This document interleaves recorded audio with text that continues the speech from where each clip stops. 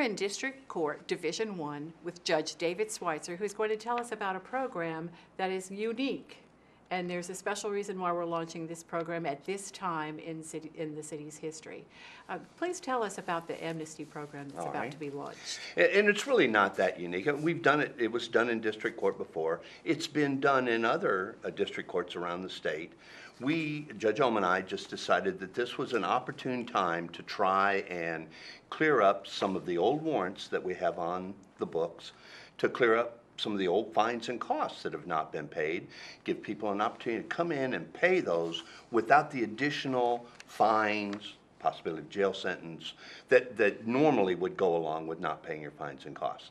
An effort to kind of clear up and clean up some of the old stuff so that when the new jail opens and when we do stiffen up the collection process, we can avoid people who have otherwise maybe just fallen on a hard time, or that could get those cleared up without having to go through the whole process.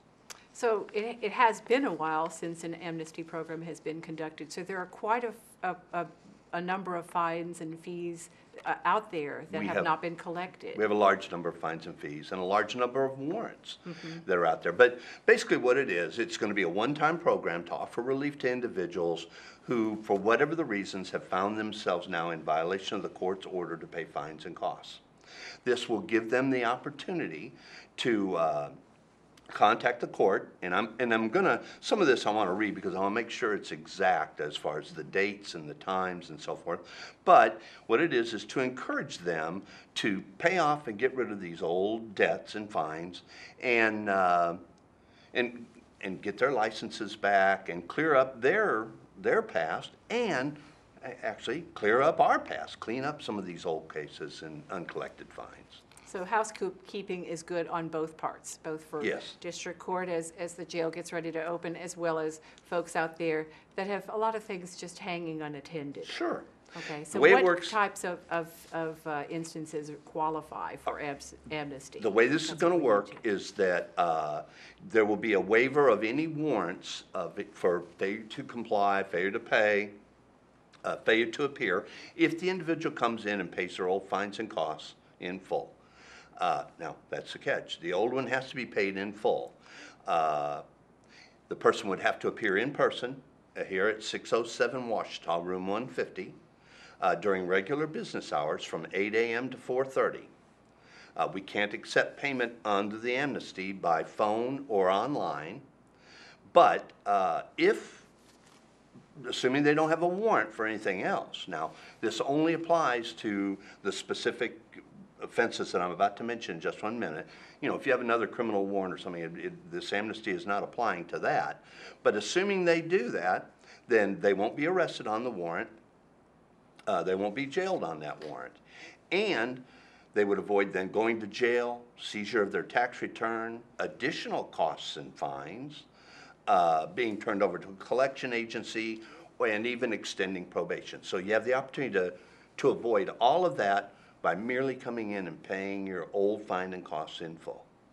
Upon conclusion of this amnesty, though, we're gonna go back to an aggressive collection effort, because we'll now then have the new jail facility. It will have been time that what we've really had as a lower priority up to now, we'll have to jump up on the priority list, and that's collecting old fines and costs. Let me tell you what violations are eligible, because this is important. All contempt for failure to pay fines, contempt for failure to comply. That's if you were ordered to do alcohol safety or defensive driving or public service and you hadn't completed that. Failure to appear on traffic charges, and failure to appear on non-mandatory criminal charges. We have some criminal charges that are mandatory appearance and we can't do anything with those. But the non-mandatory ones, we can go ahead and waive the appearance on those. You contact the clerk's office, and you can contact the clerk's office to find out if you are a qualifying event under the amnesty. If you come in, though, and take care of this, we'll release your driver's license. That's one of our enforcement techniques, is that your license is suspended.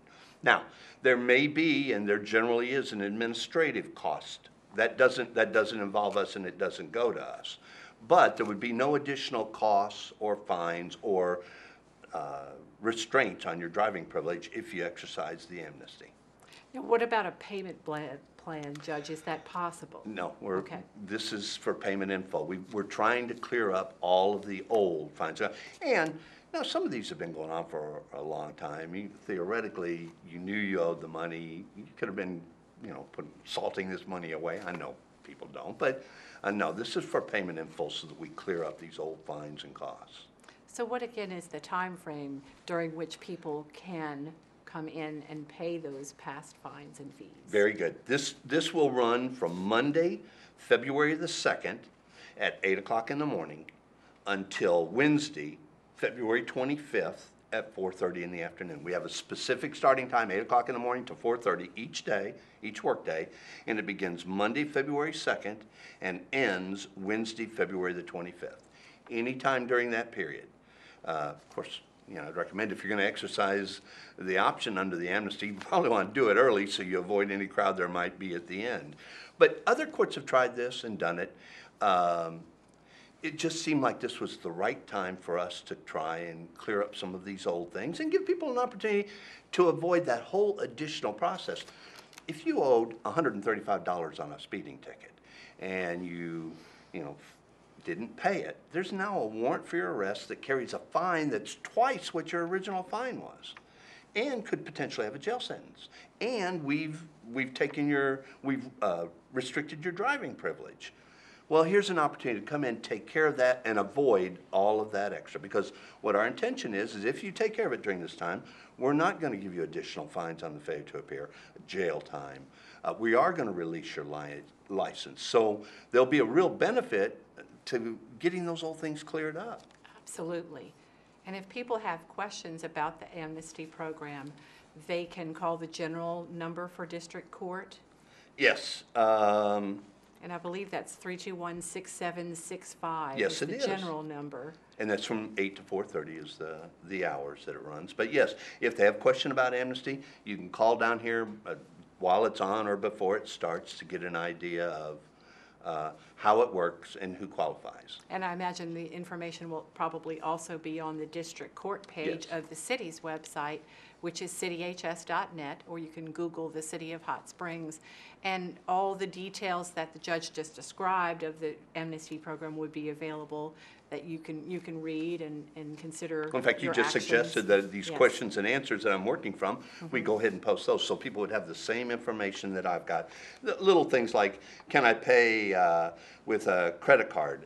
Well, payments may be by cash, credit card, cashier's check, and money. But like I said, the online and the by phone payments, we can't do those with the amnesty program. Yes.